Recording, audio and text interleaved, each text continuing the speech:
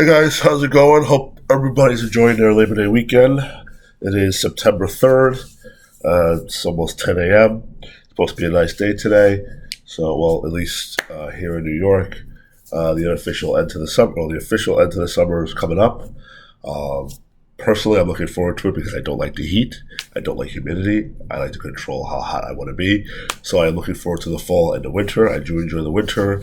I do enjoy at least one big snowstorm for the season. Why? I don't know. Ever since I was a kid, I just always liked the snow. I mean, I'm an adult now, so I mean, as far as like getting out of school and stuff like that, it doesn't affect me anymore. And the funny thing is that even now since COVID, snow days have effectively gone away because you have the online school now, so there really is no more snow days. But I could easily call off work or something like that. I'll stay home. What I used to do when I was in high school, when the rare times that they did close school, usually I'm like, this is perfect. I'm just going to play some video games. So I'm playing some Grand Theft Auto, maybe some Metal Gear. I wasn't to Call of Duty yet back then. I really liked Metal Gear. My uncle had the old Nintendo, so I'd play Mario Brothers, something like that. I used to buy, when VHS was still a thing, I would buy the Dragon Ball Z tapes. And okay, I'll watch it. I always had a way to entertain myself during the snow days. So that's why I like winter so much, and I like early spring. Once the humidity kicks in, it just sucks. But anyway, hopefully everybody's enjoying it. I'm sure everybody's looking forward to the football season starting. At least for us here in New York, baseball season has been over effectively since July. Both home teams sucked this year, especially the Yankees. It's very embarrassing for the Yankees to be in last place and have a losing record, which I'm trying to remember the last time they finished in last place. I mean, it's been years since they had a losing record, but I'm trying to remember the last time they ended up in last place. So they just need to break the system down and just rebuild. They need to get out of their comfort zone, stop doing things, because the things they have done for the last 10 years, maybe a little bit more, but at least for the last 10 years, has not worked. And now it's time for them to get their act together, because this should be a wake-up call to the Yankees. And I'm sorry for those of you who are not in New York, who are not Yankee fans, but the Yankees need to get their act together. They need to channel George Steinbrenner and get it together. And I'm going to leave it at that. So we're the next night after a premium live event, which was WWE Payback. I really don't think there was many surprises throughout this event. I believe everything happened the way we thought.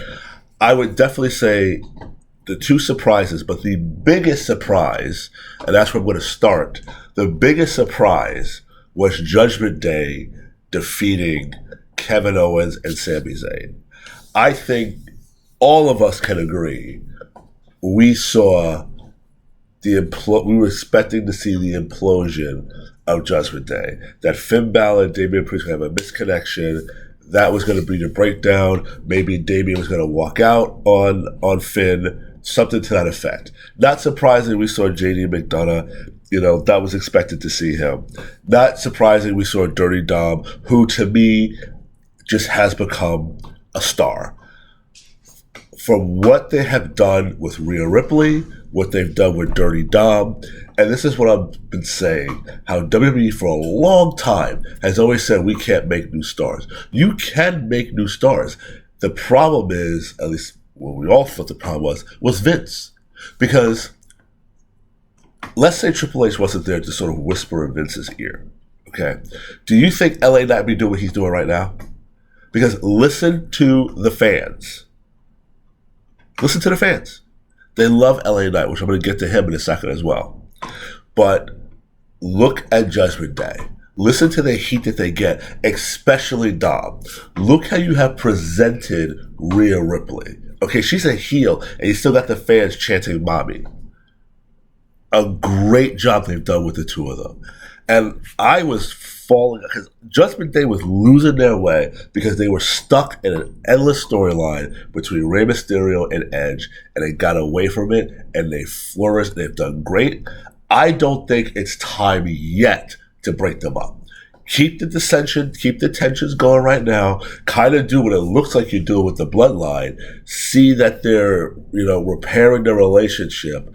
But yet, in the back of in the back of Finn's mind, I still can't trust this guy. He's got that Money in the Bank briefcase. He's got to take that title that should be mine. And then you have Priest. This guy is jealous because he knows I'm going to cash in on Seth and take the title that he thinks he should have, that he should have been the one to beat Seth. So keep that going, but let them move forward. The match itself was chaotic.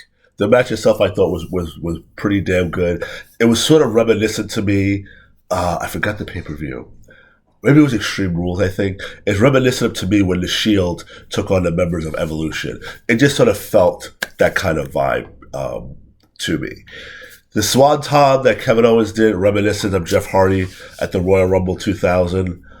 I think Kevin sort of misjudged a little bit because it looked like his ass and the lower back took the brunt of that, and really just the top of his back hit Dom. I mean, that's not Dom's fault. I mean, Kevin's the one who set him up.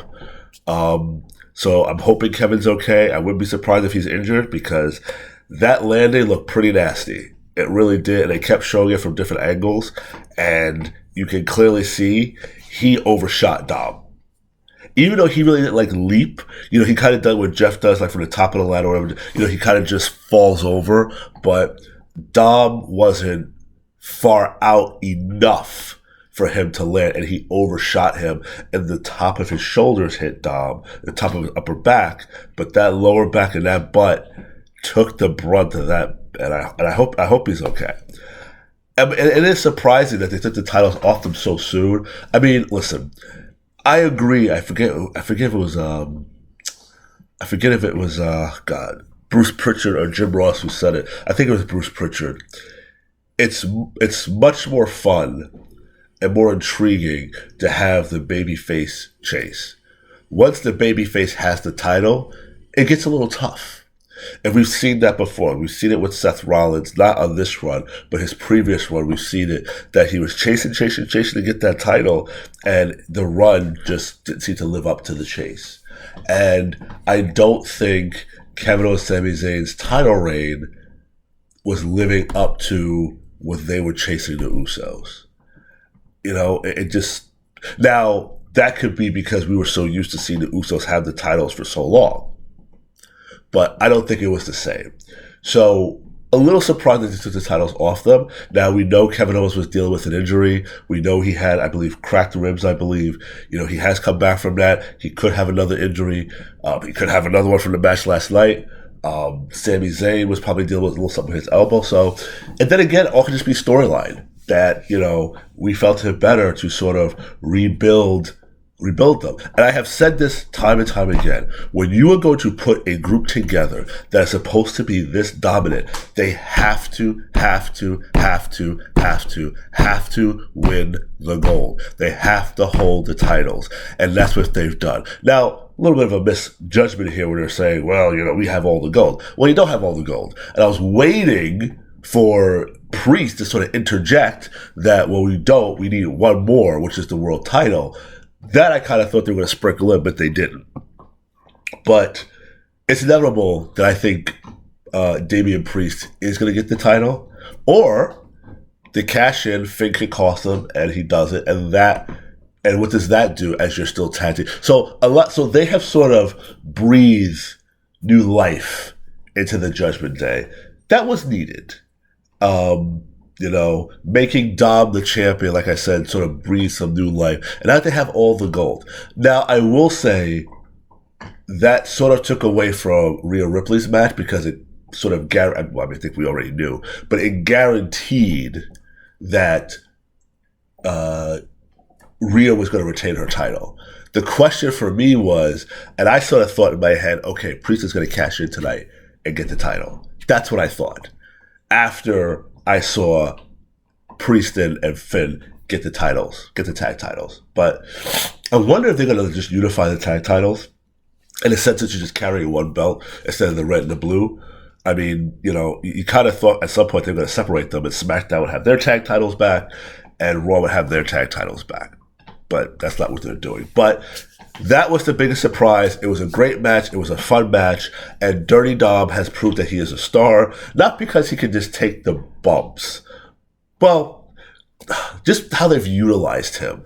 And he's understanding his role. And I still remember the hate that he was getting when he first started. Not to mention, look at him himself. He started out as this, he wasn't fat, but this big boned, husky, short-haired kid who was green as hell, who was pretty much learning on the job, with his matches with Seth, being involved with Brock Lesnar. He was pretty much learning on the job. And now look at him, 2-3 years later, he dropped the weight, his wrestling skills are better, he gets the heat that he can't really talk. I mean, it could be piping some of it in, but the mullet, just the presentation, he has grown. Now, I'm not saying he's a legend or anything, but he has grown into his character, and he has grown into his profession. And I think it should be something that's said for that. I know there's the criticism, he wouldn't be there for his father. But listen, okay, that's in every business, every sport, whatever, okay? The old saying, it's not what you know, it's who you know, okay? And there's not necessarily something wrong with that, but that does put pressure on the person, in this case Dom, to live up to those expectations, to live up that, okay, yes, my father helped get me, I know you can't see me, help get me here, but now I'm taking it here. I'm taking it higher, okay? And that's what she's got to do. Ray got his foot in the door. Now Dom has to take it the rest of the way. And that's essentially what you're seeing, because they're not together anymore, at least on TV, they're not together anymore. So, we can talk about nepotism, we can talk about all that kind of stuff. But that happens in the world of professional wrestling, and it happens in the real world. Doesn't matter. Football, baseball, doesn't matter. Okay, yes, I used to be a great player for the Yankees. Well, now here's my son. Okay, let's get it. Okay, let's take Vlad Guerrero, since, everybody's talking about him. Okay, his dad was a great player. I don't remember what organization his son started in, but his dad played for the Orioles. So, he probably pulled some strings. He probably leapfrogged maybe over single A, went straight to double A, and went to triple A, whatever. And now it was up to his son to take the talent to get himself to the main roster, which he now plays for the Toronto Blue Jays. So it happens, guys. But I think Dom has proven to this point that, yes, my dad helped me, but I'm just not taking it for granted that, I'll never get fired. I don't have to improve because my dad is Rey Mysterio. Look at Charlotte Flair. Okay? Everybody's saying she's only getting what she's getting because of her. But Charlotte has proven and has grown into her character. And in fact, she has gone out of her way to try to shed being in her father's shadow. And she's taken it to the next. It doesn't work for everybody. I mean, look at Natalya. She comes from a legendary wrestling family. Has she reached the heights of a Charlotte? Has she reached the heights of a Becky Lynch? Has she reached the height of a Trish Stratus or a Lita? No, she hasn't. For whatever reason, it just hasn't happened. But she has still shown her... That was my dog in the background knocking something down because he's getting on a table that he's not supposed to be on.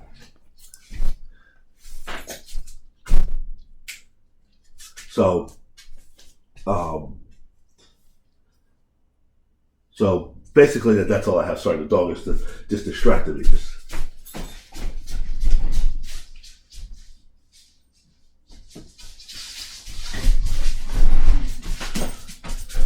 New puppy.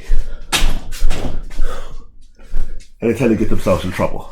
So I apologize for that little brief silence. But anyway, great tag match, a big surprise. So let's shift into the next thing. A bit of a surprise, like I said, that Damian Priest did not cash in. The match between Shinsuke and Seth Rollins, again, as much as we expected. Shinsuke pretty much controlled most of the match, and focused on the back, which only meant that the babyface was going to rise up and fight through that pain and retain his title. Now, I kind of thought they were sort of using this as an out so Priest can come and cash in. And if you notice at the end of the match, when they were sort of showing the graphics and Michael Cole was, doing the close and saying, "Thank you for joining us," they sort of paused, in a sense, before they finally cut out into the package to sort of give you the illusion, or at least what I thought was, okay, here comes Damian Priest to cash in because this was perfect. Now, also the fact that Shinsuke was sort of pacing in the background, maybe that wasn't going to happen because Shinsuke would have stopped it. But I kind of thought they were sort of teasing us with that okay, Priest, I'm sitting here waiting for Priest to come out, and Priest didn't come out. So, but that's okay. It looks like they're going to continue the story. I would really have liked to see Shinsuke win, but it's not going to fit in the storyline. I think they just blew it by not having Finn win at SummerSlam. That's just my opinion. I really think they did blow it. I think Finn should be the champion right now, but it is what it is. I would like to see Shin win because I really felt like Shin got dealt a bit of a raw hand a little bit, but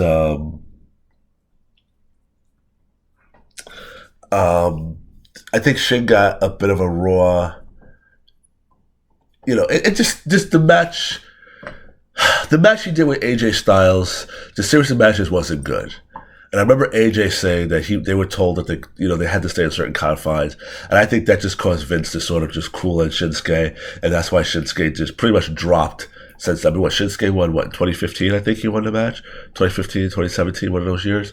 So I think Shin deserves, a small run. But the match, again, is what you expected it to be, just to focus on the back and then for the babyface to rise up and win. There was no question that Seth was going to win the match. It was just a question of he was going to walk out because Priest was going to cash in. The Rhea Ripley Raquel match, like I said, it was pretty much what you expected. Building up that, Raquel and Rhea were the two strongest women, that Raquel was probably the only one who can match Rhea, and pretty much we were going to see Rhea prove that wrong. I think it's the right choice that Rhea Ripley went over, and the way you're presenting Rhea, and I believe I've even read that they should present Rhea similar to how they're doing with Roman, that it will be a big deal when you beat her. And right now, that's what they're doing right now. They're making it a big deal for you to beat her.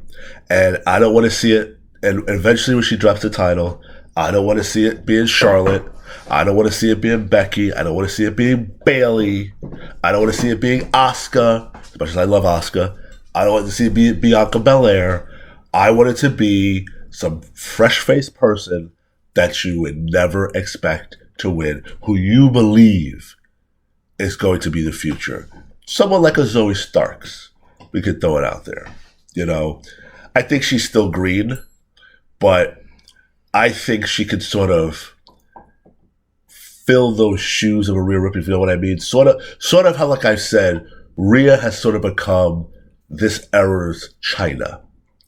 I think Zoe has the potential to be her era's Rhea, but of a smaller stature, rather than depending on strength, she'll have the speed and the cunning and the mindset.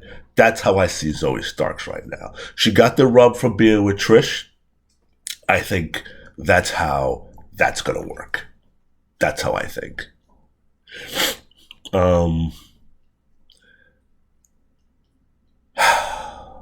Yeah, Judgment Day.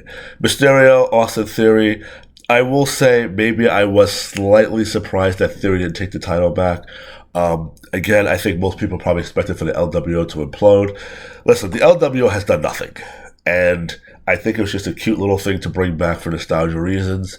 I don't think there's ever any big plans for the group as far as being a tag title or, whatever. I think it was just something that, Santos wanted to do, and Triple H finally just entertained him and let him do it.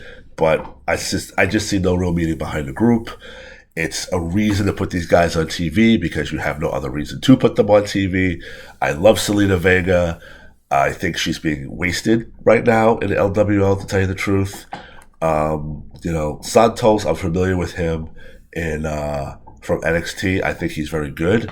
I truthfully, I don't see him being a champion.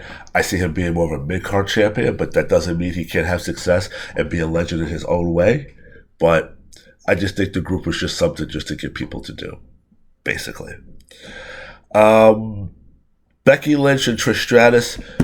I'll admit I didn't see the beginning of the match. I was sort of in and out with the match because I just wasn't into it. Because to me, they missed their mark. I think their match should have been on SummerSlam. I think pushing it back was a mistake. I just lost interest in the storyline. I think it went on for too long. It's very surprising that Lita wasn't involved in it whatsoever. I mean, I don't think they ever revealed that it was Trish who took her out. I think it was just left to our imagination. Maybe they did, I just missed it. But I just feel like you had this opportunity and I just think you let it fall flat.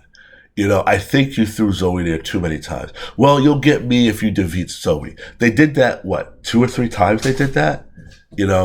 It's not like, we see in the movies or you see in cartoons like He-Man or something where, one by one, you got to go through the henchmen until you finally get to the head guy. And, they didn't have that in Trish and Becky's storyline, so they just kept throwing Zoe in there. And I don't know. I just think the storyline fell flat. The match wasn't horrible, but I just wasn't as into it as I felt I should have been because I just felt like they just dragged it on too long. And I think that gap of not putting it on SummerSlam hurt. And as what we saw from reports, apparently both Trish and Becky were upset that they were on a SummerSlam card. And I think that's where they should have had the match because to me, it just got stale. Now, is this the end of Trish's run? I think it's the end for the storyline, but I don't know if Trish is going to hang around. Who else is there for Trish to really face? Doing Becky, doing Charlotte made sense. Could we see Trish and Rhea Ripley? Yeah. But at this point, I mean, to tell you the truth, listen, to me, Becky didn't need to face Trish. To me, Becky didn't need that rub. Okay? I'm not even sure I'm even calling it a dream match. Maybe for some people it was. For me, it wasn't. At this point, I don't think Becky needs, I don't think we need to see a Rhea versus Trish. I don't think we need to see that because I think Rhea has organically established herself as this dominant person. I would even say Bianca Belair doesn't need to face her. So it's interesting where Trish is going to go, how they're going to utilize her. Because just because you're in the Hall of Fame, and I think that's how we were trained, is that if you're in the Hall of Fame, that's it, your career's over, you don't wrestle anymore. But clearly that hasn't been the case. But I don't know what's going to be next for Trish. I enjoyed seeing her. I love Trish. She's a legend. But I just think WWE allowed their storyline to just fall flat. I think that's just what they did. Where Becky goes from here, I have no idea. I mean, we saw the tease with NXT. It wouldn't be bad for her to go down to NXT. I mean, listen, we're seeing a lot of the main roster guys go back down there. Doesn't mean that they're going to stay there. Doesn't mean that it hurts them. But, I mean, I think it would freshen it up for Becky because I think Becky needs some freshening up. I'm talking about storyline-wise, I mean, how many times can we see her go with Bayley? How many times can we see her face Charlotte? How many times can we see her face Asuka? How many times can we see her face Bianca Belair? I think it's time to freshen her up, and it'll do great for the current NXT Women's Champion if they mix it up a bit. So, I think that's probably the best. And the final match is LA Knight and The Miz. And the reason why I am starting with LA Knight and The Miz ending is because if WWE was unsure of LA Knight, those doubts should have been gone. Did you hear the fucking crowd going nuts for this guy? They love him. And I'm sorry, Cody, step aside. The person who needs to dethrone Roman Reigns is LA Knight. Yeah, that's who needs to do it. LA Knight. Not Cody. I always said Xavier Woods because it was history. I'm sorry. LA Knight. And WWE has a tendency to pull the trigger too fucking late. Don't miss the boat with this guy. And I think I know what they're going to do. If LA Knight does not get injured, and LA Knight continues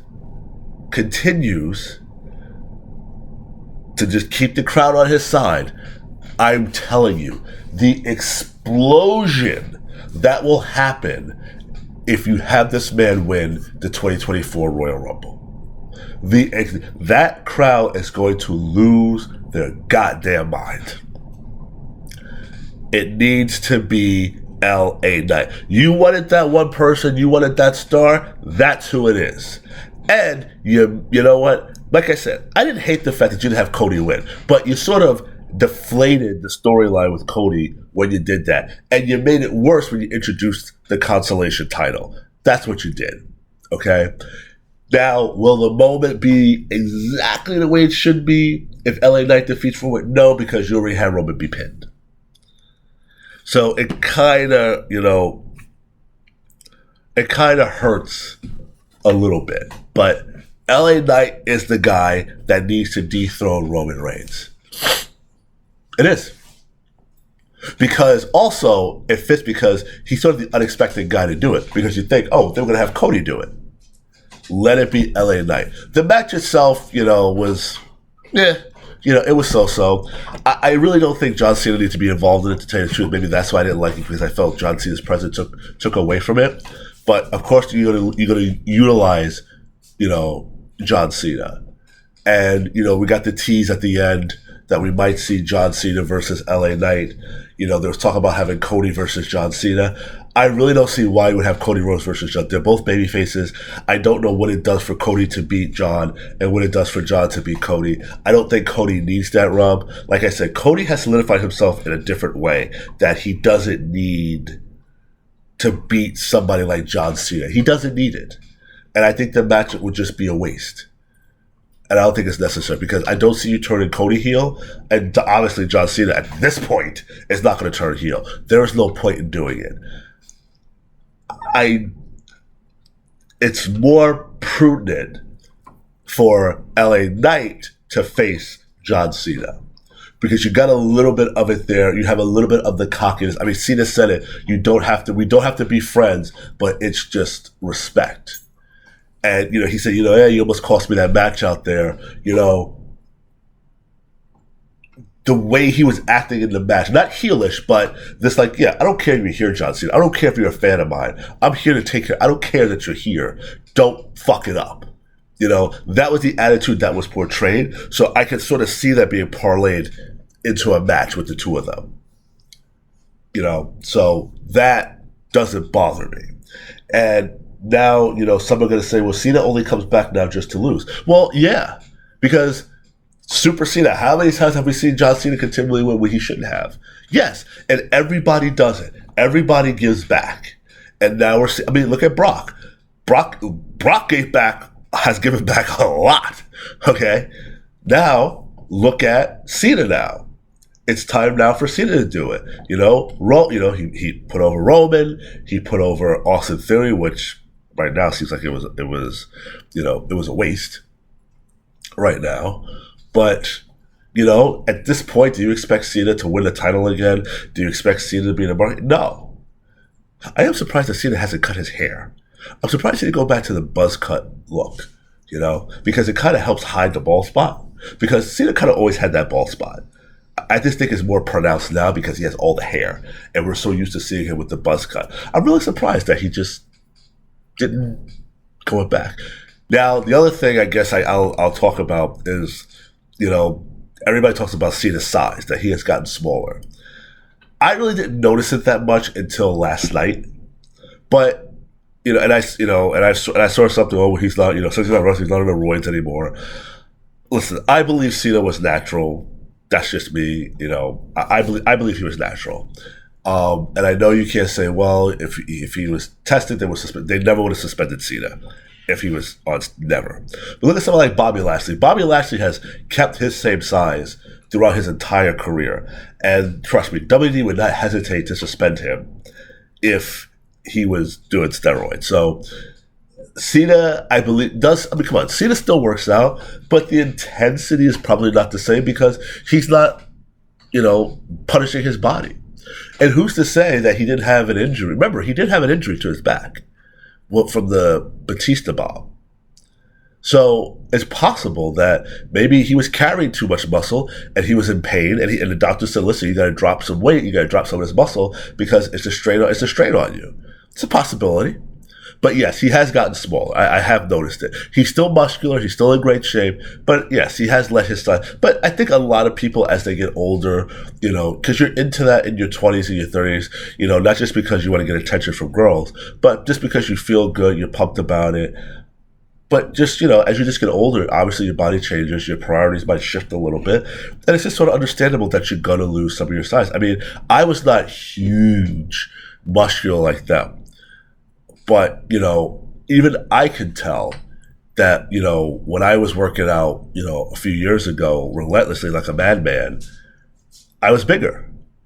And even though to me, it looks like I haven't lost that much, because to people, they think I still look the same. But to me, I have noticed that I dropped a little bit of size myself. Like I said, I'm not hugely muscular. I have more of a power lifter build, but I could tell my shoulders are not as broad as they were. My chest is not as big as it was.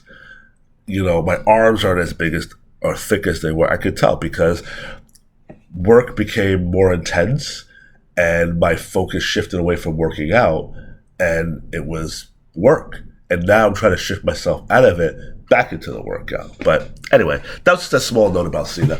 But they were going to utilize him. And usually when I say these guys are going to host, they're not that featured. I mean, I think that was it. That he was just featured, the thing with the Miz, to being a referee, and then the little interview that he did in the back with Judgment Day. And pretty much that was it. But I mean, overall, like I said, I think the event was what I thought it was going to be. Oh, the one last thing with the Grayson Waller thing with Cody. It makes sense that Jey Uso's on Raw. But it doesn't make sense. Why the hell is Cody involved in that? I cashed in my chips, whatever political power I had. I cashed that in to get this favor done. What? Why?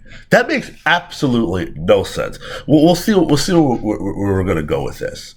But to me, it makes no sense. I mean, it looks like they're going to try to rebuild the bloodline, be a bloodline 2.0. We'll see what happens with it. But that part I just didn't get. Why is Cody involved? I think it would make more sense of Grayson Waller just to say, I got this scoop, the newest member of so-and-so. Jey Uso's on Raw. Adam Pearce, didn't want to let a talent like him slip. He believed that he belonged in WWE, and he thought, okay, we can just get you away from your family and we'll push you on Raw. I think that would have been a satisfactory, simple storyline reasoning for you being on Raw. But having Cody bring you over makes no sense. Now, if Sami Zayn did it, okay, that makes sense because of their history. That makes much more sense of Sami Zayn doing it as opposed to Cody. And then maybe you could have parlayed that into some tension between Kevin of, why are you sticking your neck out to this guy after everything he's done to you, after everything he's done to us and his family, why are you helping him? That would make way more sense than freaking having Cody be the reason why Jay is on Raw. Makes no sense at all. But that's it for this episode. I'm going to record another one shortly because I'm sure you all have heard by now CM Punk being fired from AEW. Very strong opinions on that. It might be one of my rare rants I'm going to go on. But either way, I hope everybody enjoyed the Payback pay-per-view. You have All Out, I believe, is tonight, which I have no idea what the matches are. So you have another event tonight. Again, you got football coming up. I believe the first game is on Thursday, I believe, and then you have Jets and the Bills for Monday Night Football next week. So enjoy the football. Enjoy the rest of your summer, or sorry, your Labor Day weekend. And I'll be back with another episode later.